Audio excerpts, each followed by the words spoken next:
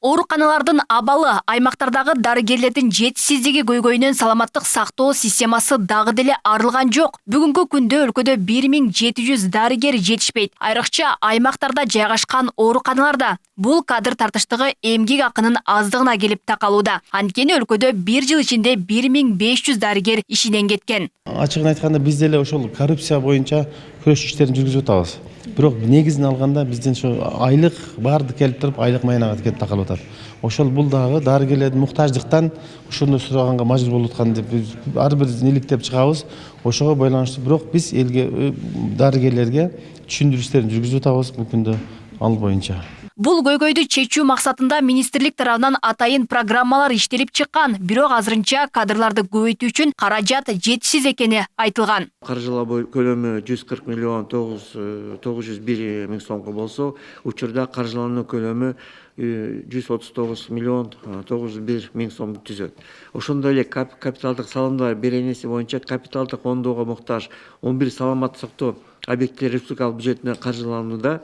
1 жыл ичинде саламаттык сактоо системасын 2 министр башкарды. Буга чейин жемкорлукка байланыштуу иштен алынган Алымкадыр Бейшеналиев кайрадан министр болуп дайындалган. Ал баштаган реформаларын улантаарын белгилеген. Бейшеналиев менчик клиникалар менен күрөштү кайра баштап, уруксатсыз иштеген жеке стоматологиялык клиникалардын ишин токтотуу керектигин айткан. Шарты боюнча мен ойлоп атам, мамлекеттик ооруканалар жеңип чыгыш керек. Ага биздин күчүбүз да жетет, способность жетет, сиздер де жардам берсеңиздер.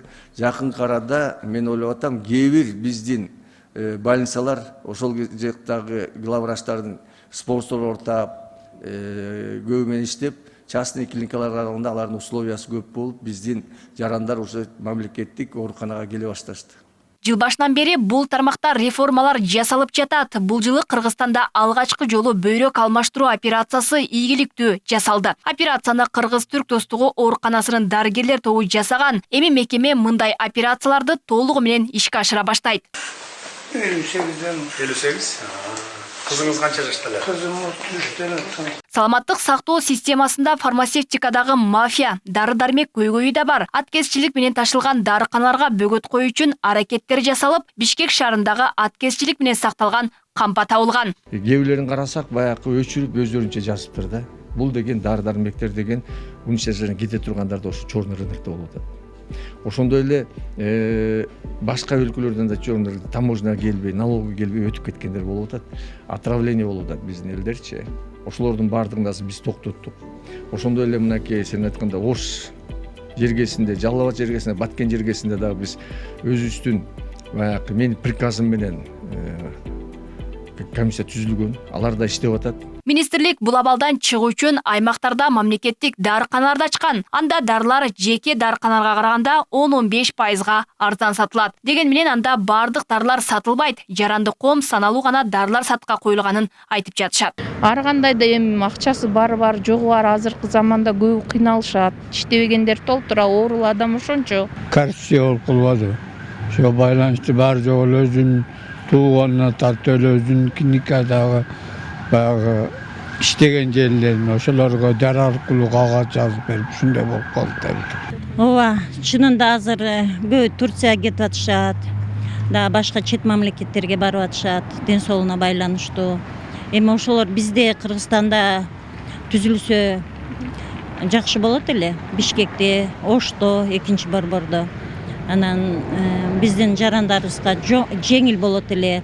Дары-дармегини карап, баягы өчүрүктөрдү, баягындай акча алмайларды азайтылса жакшы болот эле. Поликлиникага, больницага барсаң очередь аябай көп, баягы эле коррупция. Анан аз электронный очередь кылып койгон дейт, но биз эл баягы эле живой очередьке көнүп калганбыз. Бул жылы медицина тармагы заманбап жогорку технологиядагы медициналык жабдуулар менен да толукталып жатат. Гемодиализ кызматы үчүн атайын каражаттар бөлүнүп, бул дартка кабылгандарды акысыз дарылоо колго алынган. Мындан сырткары материалдык техникалык базаны чыңдоого көңүл бурулган. Анда 47 тез жардам жана 60 санитардык автотранспорт сатылып алынган. Ошол эле учурда аймактардагы оорукана системасын жакшыртуу маселеси да турат. Калк саламаттыгын камсыздаган дарыгерлердин айлык акысын көтөрүп, аларга шарт түзүү да башкы маселе. Бийликке келгенден кийин бүгүнкү иштеп жаткан өкмөт биринчи кезекте ушул медицина кызматкерлеринин айлыгын көтөрүлгөн. Бирок бул баса белгилеп кетейин, азыр да аздык кылат. Бирок жакынкы пландарда буюрса дагы көтөрүлүү боюнча баягы иш пландар бар. Анан эми больницаларны ачыгын айтыш керек.